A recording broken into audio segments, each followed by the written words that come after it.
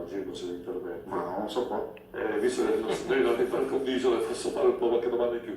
Ma questa frammentazione dei partiti indipendentisti, che poi ha portato recentemente alla nascita di un'aggregazione, di cui francamente io ho sempre timore di queste aggregazioni, certo, personalmente, con tutti, non mi piace, cioè, non mi piace pensare come una cosa che sia per forza una soluzione positiva. Però ecco, tu stai riferendoti al partito dei Veneti che è nato... Sì, ecco, adesso non mi ricordo il nome e non voglio fare neanche pubblicità, però no, nel senso non mi ricordo veramente il nome. Non siamo la stessa cosa, cioè nel senso proprio neanche concettualmente siamo la stessa cosa, mentre il Partito Veneti guarda solo e esclusivamente in casa Veneto, noi abbiamo una visione più ampia. Guarda, uso la cartellina qua, giusto, però scusatemi, ma se non ho questi per me sono cieco.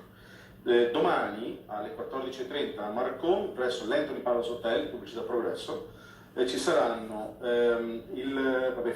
dico soltanto i movimenti: l'Unione Valdôtaine, Pro Lombardia Indipendenza, l'Autonomia Piemonte, il Sud Tirolo Westfalen, l'Autonomia Friuli Venezia Giulia, quindi ci sono una serie di altri personaggi costituzionalisti, economisti, eccetera, eccetera, c'è il Comitato Libertà Toscana.